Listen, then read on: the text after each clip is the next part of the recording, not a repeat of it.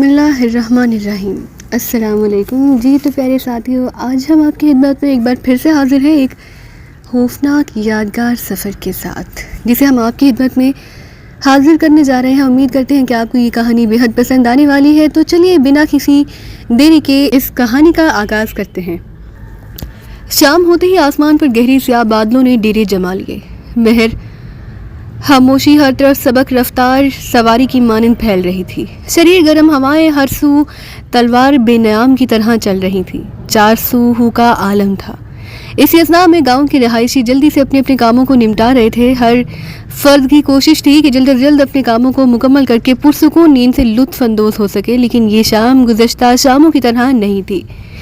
لوگوں کو کیا معلوم تھا کہ یہ شب ہم پر عذاب بن کر مسلط ہوگی۔ ان کو کیا معلوم تھا کہ نیند کی گہری وادی میں سو کر کھو جانے والے آج کرب و بلا کی سختیاں جھیلیں گے۔ ان کو کیا معلوم تھا کہ پر لطف خوابوں سے سرور حاصل کرنے والے خوف کی زنجیروں میں جکڑ دیے جائیں گے۔ وقت کے گزرنے کے ساتھ ساتھ اندھیرا بھی بڑھتا گیا۔ گھروں سے باہر گئے ہوئے لوگ بھی اپنے گھروں کو لوٹ آئے کہ دفاتن کڑکدار کہکہوں سے فضا گونج اٹھی۔ پرسکون رات پرسوز شور میں تبدیل ہو گئی۔ لوگ اپنے گھروں سے نکل کر باہر بڑے میدان میں جمع ہو چکے تھے۔ کہانی کی طرف بڑھنے سے پہلے پلیز چینل کو سبسکرائب اور بیل آئیکن کا بٹن ضرور پریس کریں تاکہ آپ کو آئندہ آنے والی ویڈیو بر وقت مل سکے۔ فضا میں جگہ جگہ آگ کے شعلے بلند ہو رہے تھے۔ لوگ آپس میں اس اچانک آنے والی مصیبت پر چہ مگویاں کر رہے تھے۔ کسی کو بھی یہ معاملہ سمجھ میں نہیں آ رہا تھا کہ یہاں تک کہ استاد صالح اور میاں شاکر بھی حیران و پریشان بت بنے کھڑے تھے۔ استاد صالح نے لوگوں کو بتایا کہ میں ابھی تک معاملے کی تہہ تک تو نہیں پہنچ سکا، ہاں اتنا مجھے معلوم ہے کہ یہ شیطانی طاقتیں ہیں جو گاہے بگاہے انسانوں کو تنگ کرتی رہتی ہیں۔ استاد صاحب نے لوگوں کو تاکید کی کہ جس کو قرآن پاک کی جو آیت یاد ہو وہ اس کا ورد کرتا رہے، اللہ تعالیٰ بہتری والا معاملہ فرمائیں گے۔ استاد صالح کی بات سن کر لوگ اپنے گھروں کو لوٹ گئے، لیکن وہ خوف کے مارے سو نہ سکے۔ صبح ہوتے ہی لاؤڈ سپیکر میں ایک اعلان ہوا جس نے لوگوں کی رہی صحیح طاقت کو بھی چھین لیا۔ حضرات، بہت ہی افسوس کے ساتھ اعلان کیا جاتا ہے کہ استاد نیک بخت اس دنیا فانی سے وفات پا چکے ہیں۔ یہ اعلان سننے کی دیر تھی کہ پورے گاؤں میں صف ماتم بچھ گئی۔ ہر آنکھ اشک بار تھی۔ لوگ ایسے بے حال ہو رہے تھے کہ جیسے ان کے سر سے کسی انتہائی شفیق ہستی کا سایہ اٹھ گیا ہو۔ اب استاد صالح اور میاں شاکر کو بھی اپنے استاد کی طرف سے وفات سے 2 دن پہلے کی گئی وصیت کرنا چاہتا ہوں۔ استاد نیک بخت نے شاگردوں کی طرف سوالیہ نظروں سے دیکھتے ہوئے کہا، جی استاد محترم، ہم آپ کی وصیت کو ضرور پورا کریں گے اور اس کو پورا کرنے میں اپنی ہی خوش قسمتی سمجھیں گے۔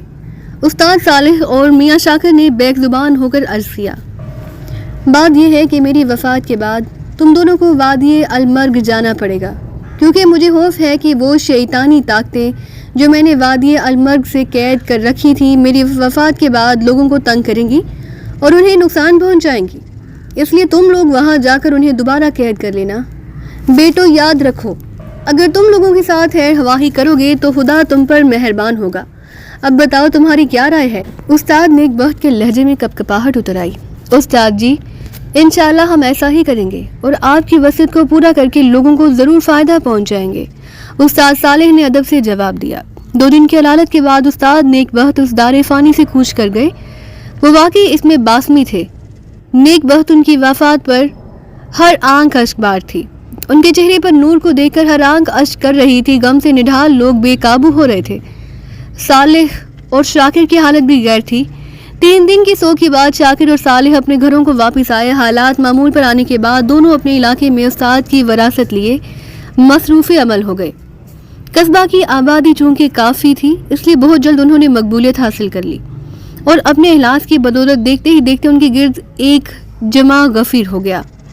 میاں شاکر کا اکلوتا بیٹا تھا جس کا نام زاہد تھا۔ اسی طرح صالح کی ایک بیٹی تھی جس کا نام سمیرہ تھا۔ استاد صالح کا علم چونکہ میاں شاکر سے وسیع تھا، اس لیے اکثر اوقات میاں شاکر ہی استاد صالح کے پاس آتے جاتے رہتے تھے۔ دونوں کی آپس میں بہت گہری دوستی تھی۔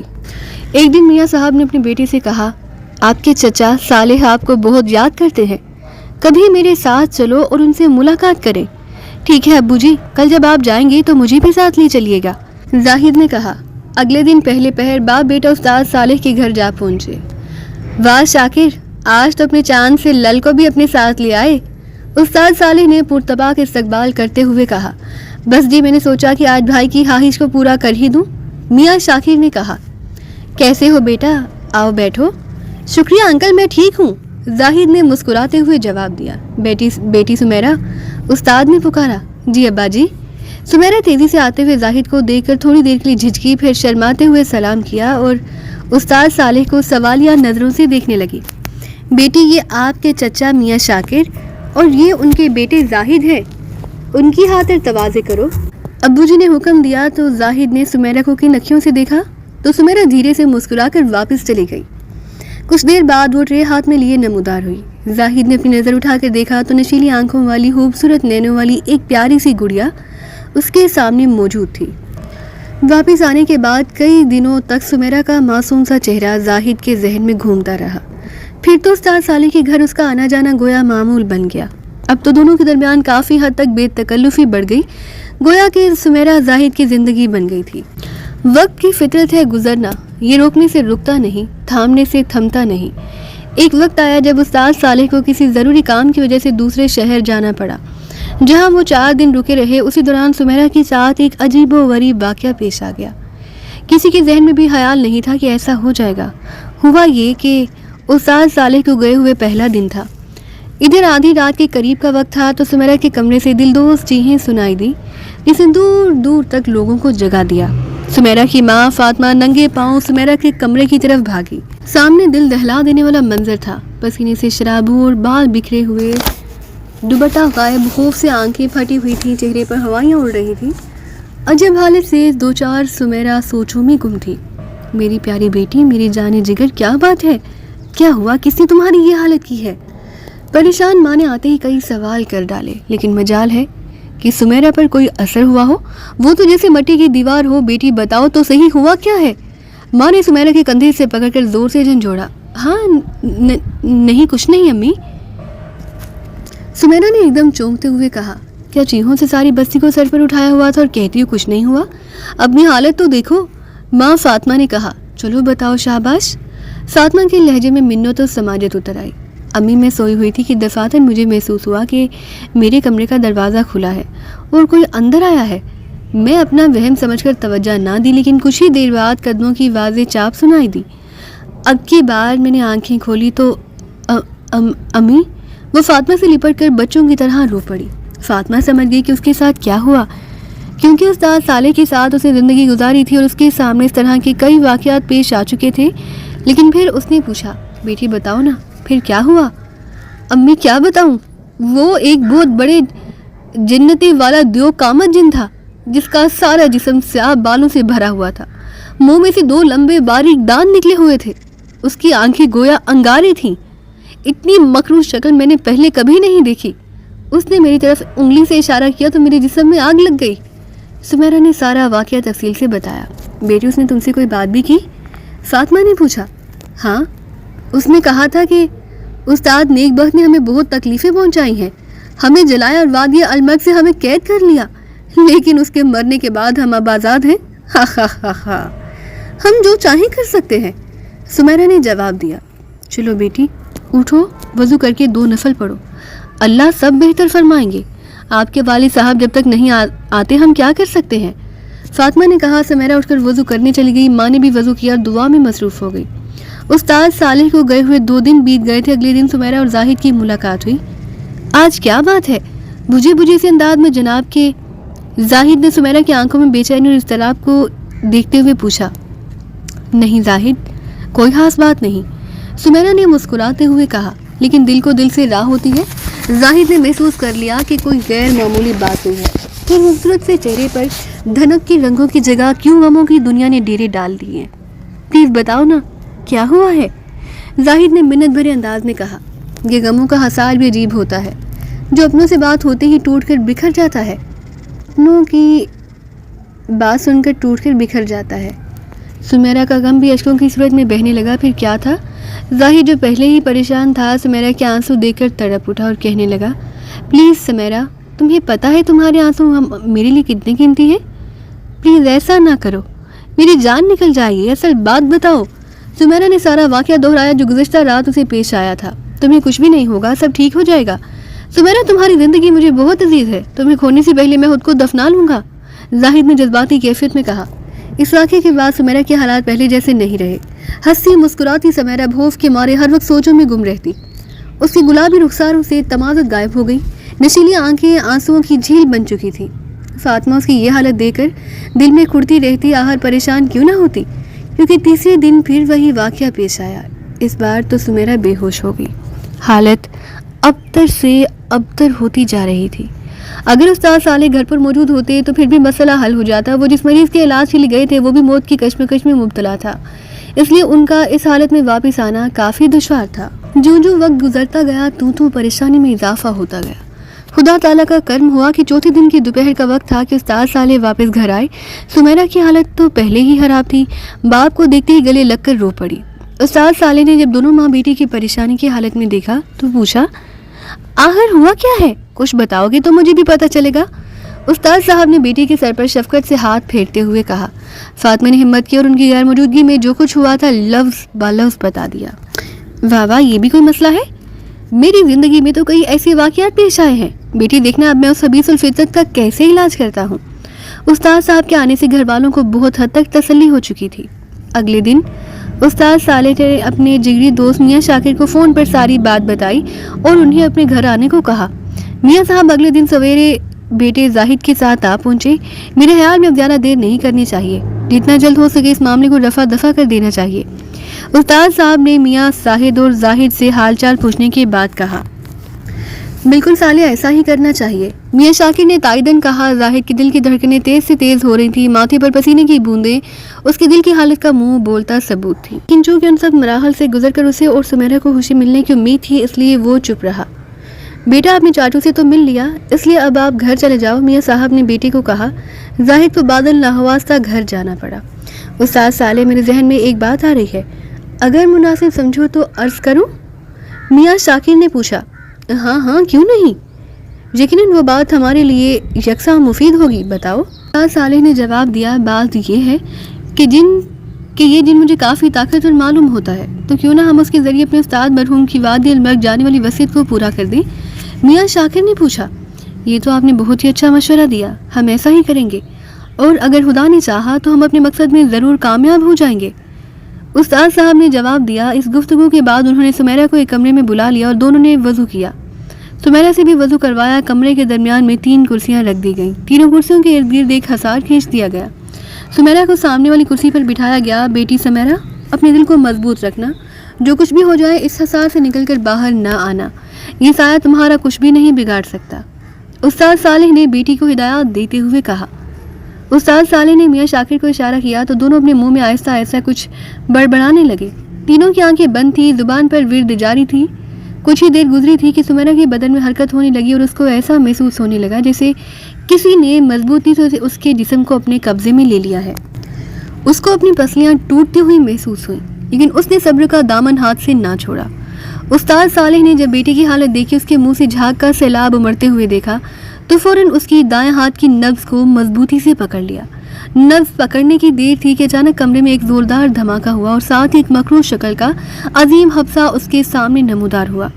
उसके जिस्म पर लंबे लंबे स्याह बाल, हाथ पाँव के नाखून, बड़े बड़े आंखें, अंगारों की मानंद मंतहाई नज़र का दांत बारीक और लंबे लंबे थे। ऐसी मकरूज शक्ल को देखकर घिन आती थी। पूरा कमरा बदबू से भर चुका था और ये तो उस्ताद और मियाँ शाकिर का हौसला और सब्र था कि अपने आप को भी साबित कदम रखा और सुमेरा को भी। तुम लोग मुझसे छेड़खानी मत करो वरना तुम सबको जिंदा खा जाऊंगा। हेवले से रोबदार आवाज़ आई। ऐसा महसूस हो रहा था जैसे उसके गले में लाखों साउंड स्पीकर लगे हुए हों। हम लोग ना तेरी इस मकरू शक्ल से डरते हैं, ना ही तेरे मकरू फरेब से। हमें तबाह करने वाले तू खुद तबाह हो जाएगा, उस्ताद सालेह ने कहा। आखिर तुम क्या चाहते हो? मियाँ शाकिर ने जिनको मुहातिब किया। मैं तुम्हें और तुम्हारी औलाद को बर्बाद करना चाहता हूँ। तुम्हारे उस्ताद ने हमें कैद कर रखा था, आज हम आज़ाद हैं, जो मर्जी चाहें कर सकते हैं। हेबले ने करहता लहजे में जवाब दिया। चलो फिर तुम अपना खेल शुरू करो, हम अपना खेल शुरू करते हैं, उस्ताद सालेह ने कहा और साथ ही मियाँ को भी कार्रवाई शुरू करने का इशारा कर दिया। सुमेरा की आंखें खौफ से फटी जा रही थी। डर के मारे उसने अपनी आंखों को बंद कर लिया। जो ही उस्ताद सालेह ने और मियाँ ने विर्द शुरू किया, जिन हसार से बाहर कमरे में चारों सिमत घूमने लगा। چیخوں کا مسلسل اور نہ ختم ہونے والا ایک سلسلہ تھا جو پورے گھر پر حاوی تھا۔ تھوڑی دیر بعد بارش کے ساتھ سخت اندھیری شروع ہو گئی۔ کھڑکیاں اور دروازے آپس میں زور زور سے بجنے لگے۔ ایسا لگ رہا تھا جیسے پورا گھر سخت طوفان کی زد میں آ گیا ہو۔ جن حسار کے چاروں طرف ایسے گھوم رہا تھا جیسے چکی کا پارٹ تیزی سے گھومتا ہے۔ ایسا محسوس ہو رہا تھا کہ چھت سے خون کے قطرے ٹپکنے لگے۔ جس جگہ نیچے خون گرتا وہاں سے لکیر کی صورت میں حصار کی طرف دوڑتا، لیکن حصار میں داخل نہیں ہو سکتا تھا۔ استاد صالح نے میاں شاکر کو ورد بدلنے کا اشارہ کیا۔ ورد کا بدلنا تھا کہ چاروں طرف سے ہی سانپ نظر آنے لگے۔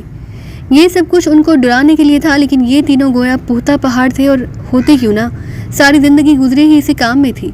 کچھ وقت گزرا تو استاد صالح نے ورد بدلتے ہوئے آخری فیصلہ کن حملہ کیا۔ اس ورد کا شروع ہونا تھا کہ جن کی تیزی میں کمی آ گئی اور بارش کا سلسلہ بھی ختم ہو گیا۔ استاد صاحب نے میاں کو مسکرا کر دیکھا، جو اس بات کی علامت تھی کہ کامیابی قریب ہے۔ تھوڑی دیر میں وہ عظیم الحبسہ جن تینوں کے سامنے رسیوں میں جکڑا ہوا کراہ رہا تھا۔ جن کے قید ہونے تک استاد صاحب نے سمیرہ کی نفس کو نہیں چھوڑا۔ نفس چھوڑتے ہی وہ غائب ہو گیا اور ہمیشہ ہمیشہ کے لیے قید ہو گیا۔ یہ کام مکمل ہوا تو سب نے سجدہ شکر ادا کیا۔ سمیرہ اور فاطمہ کی خوشی کی انتہا نہیں تھی۔ اسے اپنا جسم ہلکا محسوس ہو رہا تھا۔ اب تو سمیرہ کی جوانی میں بھی نکھار آ گیا۔ غموں سے چھٹکارا حاصل ہوتی اس کی زندگی جنت نما بن گئی تھی۔ جس دن یہ واقعہ پیش آیا اسی رات فاطمہ نے استاد محترم سے کہا، میرا خیال ہے کہ سمیرہ اور زاہد ایک دوسرے کو پسند کرتے ہیں۔ اگر یہ رشتہ ہوتا ہے تو آپ کی رائے کیا ہوگی؟ ارے آپ نے بالکل درست کہا، واقعی سمیرہ اور زاہد ایک دوسرے کو چاہتے ہیں، لیکن ہم اس کام سے پہلے اپنے استاد کی وصیت کو پورا کرنا چاہتے ہیں، اور اب بھی موقع ہے۔ اس کام سے فارغ ہونے کے بعد ہم ضرور میاں شاکر سے اس موضوع پر بات کریں گے، اور مجھے یقین ہے کہ وہ دل و جان سے اس رشتے پر راضی ہو جائیں گے۔ استاد صاحب نے جواب دیا۔ اگلے دن استاد صالح نے میاں شاکر کو فون کر کے اپنے پاس بلا لیا۔ میرا خیال ہے اب ہم اس خطرناک کام کا آغاز کر دیں جس کے بارے میں استاد صاحب نے وصیت کی تھی۔ آپ کا کیا خیال ہے؟ استاد صالح نے میاں شاکر سے پوچھا۔ جی بالکل درست فرمایا، آپ نے ہمیں آج ہی اس کام کا آغاز کر دینا چاہیے، کیونکہ ایسا نہ ہو کہ یہ طاقتیں کسی اور کو نقصان پہنچا لیں۔ میاں صاحب نے جواب دیا۔ مجھے آپ سے یہی امید تھی، چلو اس بدبخت رام لال کو حاضر کرتے ہیں۔ رام لال قید شدہ جن کا نام تھا، اور اس سے پوچھتے ہیں وہ اس بارے میں کیا کہتا ہے۔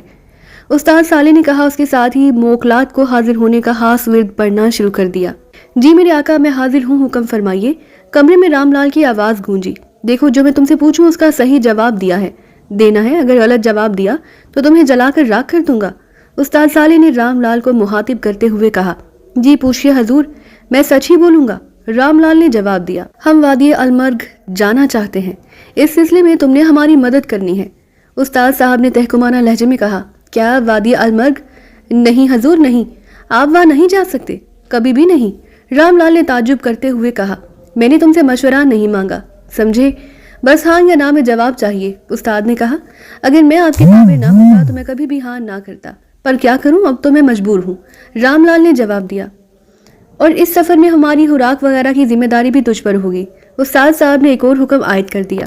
قبول ہے حضور، لیکن اس سے پہلے کہ آپ جانے کے لیے تیار ہوں، میں آپ کو یہ بتا دوں کہ آپ لوگوں کو بہت سے جان لیوا کٹھن مراحل سے گزرنا ہوگا۔ ایسی طاقت سے واسطہ پڑے گا جن کا آپ نے پہلے کبھی تصور بھی نہیں کیا ہوگا۔ رام لال نے عرض کی۔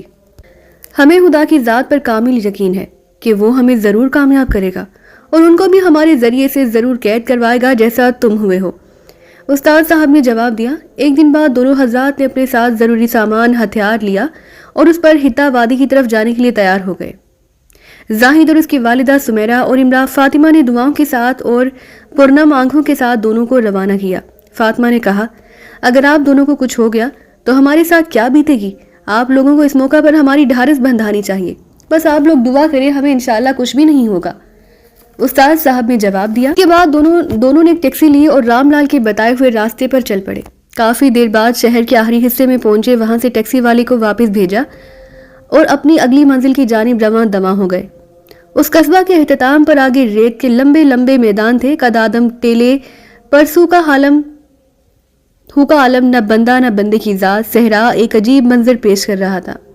یہی صحرا تھا جو انسان کو پیاسا تڑپا تڑپا کے مار دیتا ہے، لیکن جس کی نظر منزل پہ ٹکی ہو اسے راہ کی مشکلات سے کیا غرض، وہ تو دیوانہ وار منزل کی طرف بھاگتا ہے، اور جب تک منزل قدم نہ چوم لے وہ واپس نہیں لوٹنے کا سوچتا۔ یہی حال استاد صاحب اور میاں شاکر کا تھا۔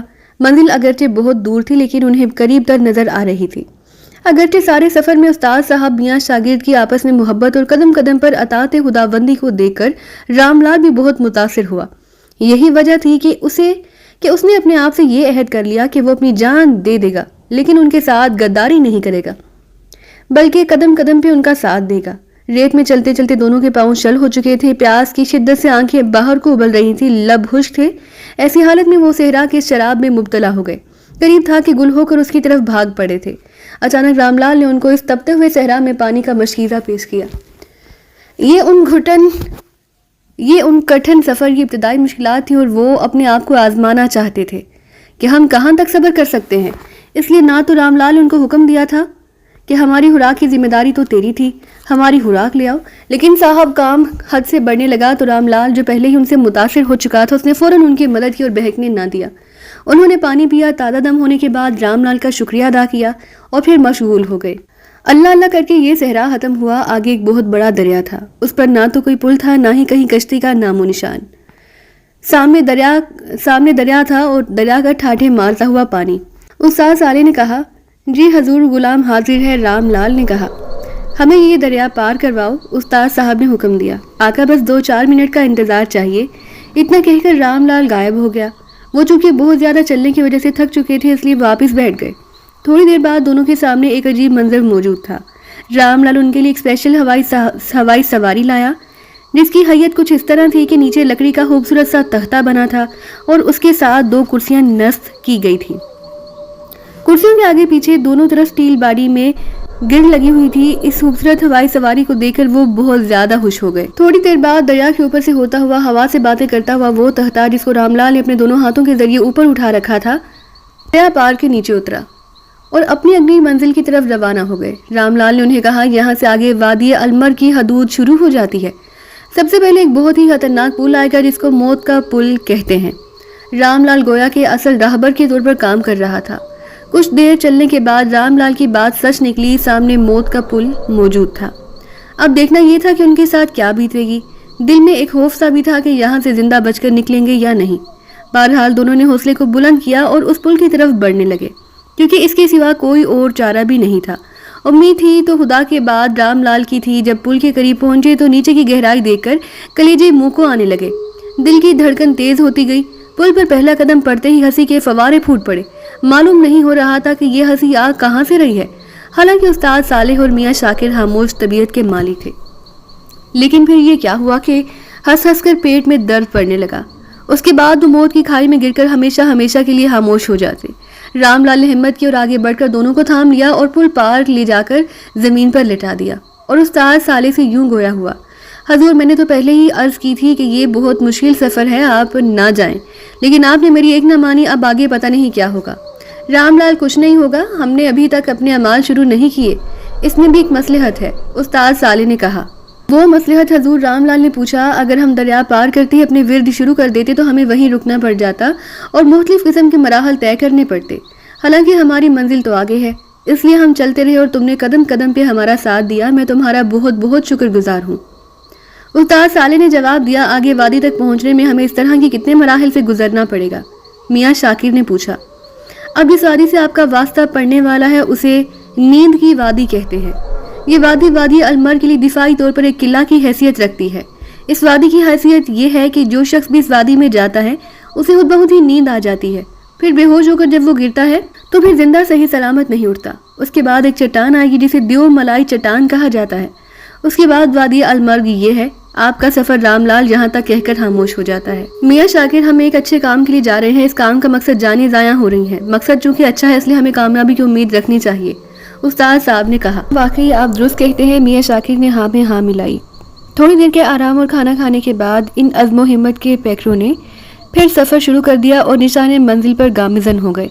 اب کی بار ان کا سفر بہت دشوار گزار تھا، تنگ راستے، جگہ جگہ ہاردار جھاڑیاں۔ مسلسل سفر کے باعث دونوں حضرات کی طبیعت بہت حد تک خراب ہو چکی تھی۔ اس مشکل سفر کے بعد ایک مشکل ان کے انتظار میں کہ ان کے چاروں طرف لمبی لمبی نوکدار چٹانیں تھیں، راستہ نوکیلے پتھروں سے اٹا پڑا تھا۔ نوکیلے پتھروں نے دونوں کے پاؤں کا برا حال کر دیا، دونوں پاؤں زخمی ہو چکے تھے، لیکن انہوں نے ہمت نہ ہار اور مسلسل چلتے رہے۔ اس پرخطر سفر سے واپسی کے بعد استاد صالح جب بھی کسی کو یہ واقعات سناتے تو کہتے، ہمیں ایسا لگتا تھا جیسے کوئی غیبی طاقت ہمیں اڑا کر لے جا رہی ہو. ہمیں چاہیے جتنی مشقت آ جاتی لیکن ہمارے عزم و حوصلہ میں کوئی کمی نہ آئی. آخر تھوڑی دیر کے بعد وہ وادی آ ہی گئی جس کا رام لال نے ذکر کیا تھا، یعنی نیند کی وادی. اب یہاں سے ان کو گزر کر آگے جانا تھا. یہ ایک ایسی وادی تھی جس نے ان کی عقلوں کو حیران کر ڈالا. انسانی رگشیں اس کی کشش سے کھینچتی چلی جاتی تھی. اس وادی کا ایسا اثر تھا کہ بڑے سے بڑے غمزدہ انسان کے چہرے پر بھی اس کو دیکھ کر تمازت آ جاتی. وادی سے تقریباً 1 کلومیٹر قبل راستے کے دونوں طرف خوبصورت پھولوں کی قطاریں تھیں. وہ یہ سب دیکھ کر حیران رہ گئے، اور حیران کیوں نہ ہوتے، کیونکہ یہ تو جنگل لگا ہوا تھا. میاں شاکر، یہ سب کچھ دھوکہ دینے کے لیے ہے، ذرا سنبھل کے چلنا. استاد صالح نے کہا. ٹھیک ہے، اپنی طرف سے کوشش کریں گے، پر ہوگا وہی جو منظور خدا ہوگا. میاں شاکر نے کسی قدر چونکتے ہوئے جواب دیا. وہ اس وادی کے حسن فریب میں کھوسا گیا. پھر جب انہوں نے وادی کو قریب سے دیکھا تو ان کی عقلیں دنگ رہ گئی. میں چاروں طرف رنگا رنگ پھول بچھے ہوئے تھے. پوری وادی میں سبز گھاس کی چادر بچھی ہوئی تھی. استاد صالح نے میاں شاکر کو مخاطب کر کے پوچھا، کیا آپ کو بھی نیند کا احساس ہو رہا ہے یا پھر صرف میرا وہم ہے؟ جی استاد صالح، یہ آپ کا وہم نہیں بلکہ حقیقت ہے، میاں صاحب نے جواب دیا. تو کیا ہم نیند سے مغلوب ہو کر یہی گر پڑیں گے اور ہمیں خوراک بنا لیا جائے گا؟ نہیں استاد صاحب، ہمیں اس مصیبت سے نکلنے کے لیے جلد از جلد کچھ کرنا پڑے گا، ورنہ ہم بدروحوں کا شکار ہو جائیں گے، میاں صاحب نے جواب دیا. دونوں کی حالت یہ تھی کہ بمشکل آنکھیں کھل رہی تھی. یہاں سے بھاگو جتنا جلدی ہو سکے، یہ کہہ کر استاد نے دوڑ لگا دی. لیکن عجیب معاملہ تھا، وہ جتنا بھاگ رہے تھے اتنی ہی وادی بھی لمبی ہوتی جا رہی تھی. جسم بے جان ہو چکا تھا، عقل مفلوج ہو چکی تھی. پھر یہ ہوا کہ بھاگتے بھاگتے استاد صالح کا سبزے والی زمین سے ہٹ کر خشک زمین پر پاؤں پڑا. پاؤں زمین پر پڑتے ہی ان کی نیند غائب ہو گئی. ذہن کو سکون آ گیا اور اصل معاملہ سمجھ میں آتے دیر نہ لگی. جھٹ سے میاں شاکر کو ہدایت کی، سبز گھاس چھوڑ دو، خشک زمین پر چلو. ایسا کرنے کی دیر تھی، وہ جلدی وادی کے جنگل سے نکل کر صاف میدان میں جا پہنچے. آخر صالح، یہ کیا عجیب معاملہ تھا، مجھے سمجھ میں نہیں آیا. گھاس پر چلنے کی وجہ سے کیفیت اور تھی اور صاف زمین پر اور، آخر وجہ کیا تھی؟ میاں شاکر نے وادی سے باہر آ کر پوچھا. بات دراصل یہ تھی کہ جادو صرف وادی کی گھاس پر کیا گیا ہے. صاف زمین اس سے بہتر ہے، اس لیے گھاس پر چلنے سے نیند آتی ہے. استاد صالح نے قدر توقف سے جواب دیا. وہ جوجو قریب آگے بڑھتے جا رہے تھے. تو خوف اور ڈر میں بھی اضافہ ہوتا جا رہا تھا، لیکن ان کے عزم و حوصلہ کی داد دینی پڑے گی جس میں کوئی فرق نہ آیا. انہوں نے دیو مالائی چٹان سے بچنے کے لیے رام لال سے پوچھا کہ کیا ایسا ہو سکتا ہے ہمیں دیو مالائی چٹان سے نہ گزرنا پڑے اور ہم وادی المرگ پہنچ جائیں؟ جی حضور، ایسا متبادل راستہ ہے، رام لال نے جواب دیا. چلو ٹھیک ہے، ہمیں وہ راستہ بتاؤ. اگر ہم ہمت نہ ہارنے والے ہوتے تو کب سے واپس لوٹ چلے ہوتے، استاد صالح نے کہا. رام لال نے متبادل راستے کی طرف ان کی رہنمائی کر دی، اور اب جس راستے پر وہ جا رہے تھے اس پر چڑھائی میں 2 قدم بیک وقت نہیں آ سکتے تھے. اتنا دشوار گزار راستہ تھا کہ صرف ایک پاؤں رکھنے کی جگہ تھی. نیچے ہزاروں میل کی گہرائی جس میں گر کر بندے کے عذاب بھی بڑی مشکل سے ملتے ہیں. آخرکار یہ مشکل ترین راستہ بھی طے ہو گیا. سامنے 2 بلند ترین پہاڑ تھے جن کی چوٹیاں بہت اوپر جا کر آپس میں ملتی تھیں. جو پہاڑ آپ کو سامنے نظر آ رہے ہیں ان کے اس پار وادی المرگ ہے، رام لال نے کہا. اف، کیا واقعی تم صحیح کہہ رہے ہو نا؟ استاد صالح کی خوشی کی انتہا نہ رہی، کیونکہ جہاں تک پہنچنے کے لیے انہوں نے سارے دکھ اٹھائے تھے وہ منزل آنکھوں کے سامنے تھی. یہ ایک حقیقت ہے حضور، آپ وادی المرگ کے قریب پہنچ چکے ہیں، لیکن مجھے حیرت ہے کہ آپ ڈرنے اور خوف کرنے کی بجائے خوش ہو رہے ہیں، رام لال نے کہا. رام لال، جو چیزیں بہت مشقت اور تکالیف کے بعد حاصل ہوتی ہیں اس کی قدر اور خوشی اور ہوتی ہے. میاں شاکر نے کہا. اب ایک اور مشورہ دو، ہمارے لیے کون سی جگہ موزوں رہے گی کارروائی کرنے کے لیے؟ استاد صالح نے پوچھا. میرے خیال میں یہی جہاں سامنے والے دونوں پہاڑ کی چوٹیاں آپس میں مل رہی ہیں، اس پر ایک میدان نما ہموار ٹکڑا ہے، وہ صحیح رہے گا. اس طرح بلندی پر ہونے کی وجہ سے آپ اپنا پورا دفاع کر سکیں گے. استاد صالح کو رام لال نے ہمیشہ کی طرح بہترین اور عمدہ مشورہ دیا تھا. رام لال، تم ہمیشہ ہمارے وفادار رہے ہو، اس لیے اس بار بھی تمہارے مشورے پر عمل کرتے ہیں. اب ایسا کرو، اسی ہوائی سواری کے ذریعے جس کے ساتھ تم نے ہمیں دریا پار کروایا تھا میں اس ہموار جگہ پر پہنچا دو، استاد صالح نے کہا. رام لال پلک جھپکنے میں وہی سواری لے آیا. استاد صالح اور میاں شاکر شاہانہ طریقے سے ان کرسیوں پر براجمان ہوئے اور اپنی مطلوبہ جگہ جا پہنچے. یہ جگہ ان کے لیے واقعی انتہائی موزوں تھی. اس جگہ اب دونوں روحانی طاقتوں کے جوہر دکھانے تھے. یقیناً اسی موقع کے لیے انہوں نے اپنی طاقت کو سنبھال کر رکھا تھا. وہاں پہنچنے کے بعد استاد صالح نے سب سے پہلے اپنی حفاظت کے لیے حصار کھینچا، جو اس دفعہ انوکھے انداز سے کھینچا گیا تھا. استاد صالح نے ورد پڑھ کر اپنے چاروں طرف پھونک ماری تو دیکھتے ہی دیکھتے گلائی میں گہرے سفید ٹکڑے کی شکل اختیار کر گیا۔ اس کے بعد انہوں نے اپنے سامان سے ایک شاپر نکالا جس میں بڑے سائز کی کیلیں تھی۔ ان کیلوں پر کچھ پڑھ کر ان کو بھی اس ٹکڑے کے چاروں طرف گاڑ دیا گیا۔ رام لال یہ سب دیکھ کر حیران رہ گیا۔ کیلیں گاڑنے کی دیر تھی کہ چاروں طرف سے سائیں سائیں کی آوازیں آنے لگی۔ ہر طرف ایسا شور تھا کہ کانوں کے پردے پھٹنے کو آ رہے تھے، جو اس بات کی علامت تھی کہ وادی المر کے رہائشی چوکنے ہو گئے ہیں اور ہر آنے والی مصیبت کا مقابلہ کرنے کے لیے تیار ہیں۔ استاد صالح اور میاں شاکر کو حصار کے اندر بیٹھے ہوئے ہی پسینے چھوٹ رہے تھے۔ کہاں وہ ایک ایک کا مقابلہ کرتے اور کہاں سب کا مقابلہ بیک وقت کرنا پڑ گیا تھا، لیکن پھر بھی وہ اپنے عزم پر ڈٹے رہے کیونکہ انہیں فتح یا موت کے علاوہ کوئی راستہ نظر نہیں آ رہا تھا۔ دونوں نے آنکھیں بند کر لیں۔ ورد زبان پر جاری تھا کہ دفعتاً انہیں محسوس ہوا کہ پہاڑ زور زور سے ہل رہا ہے، پھر اس کی حرکت کرنے میں اضافہ ہوتا گیا، یہاں تک کہ انہوں نے یقین کر لیا کہ ہم ابھی گر پڑیں گے۔ اسی اثناء میں میاں شاکر نے ایک لمبی میخ نکالی اور اس پر پھونک مارنے کے بعد پہاڑ میں زور سے گاڑ دی اور ایک ناممکن کام کو ممکن بنا دیا، کیونکہ میخ گاڑتے ہی پہاڑ اپنی جگہ پر سکون سے ہو گیا۔ اس فعل میں کامیابی کے ملتے ہی دونوں کی آنکھیں خوشی سے چمک اٹھی اور حوصلے اور بلند ہو گئے۔ یوں تو ہر مشکل پہلے والی سے بڑھ کر تھی، ہر مصیبت دوسرے سے کئی گنا زیادہ تھی، لیکن جہاں ہمتوں اور حوصلوں کے بلند مینار ہوں وہ مخالف ہواؤں اور سرکش فضاؤں سے کیسے گھبرا سکتے ہیں۔ پر یہاں تو مشکلات کی دنیا آباد تھی۔ نئے آنے والی مصیبت نے ان کے رونگٹے کھڑے کر دیے۔ اگر ان کے ہوش و حواس برقرار نہ رہتے تو یقیناً وہ پھسل جاتے اور بدروحوں کی خوراک بن کر رہ جاتے۔ وہ اچانک ان کے سامنے وادی میں نسوانی چیخیں بلند ہونے لگیں۔ غور کرنے پر معلوم ہوا وہ سمیرا کی آوازیں تھیں۔ ساتھ ہی زاہد کی چیخوں نے بھی ان کے اوسان ہتا کر دیے۔ سمیرا اور زاہد ان کی طرف بھاگے آ رہے تھے اور ان کے پیچھے لمبے لمبے ناخنوں والی مردہ خوفناک شکلیں لگی ہوئی تھی۔ جب وہ تھوڑی قریب آ گئی تو یکدم ایک قوی ہیکل دیو ظاہر ہوا اور اس نے آتے ہی دونوں کو گردن سے دبوچ کر ایسے اٹھا لیا جیسے انسان زمین سے کوئی چھوٹا سا تنکا اٹھاتا ہو۔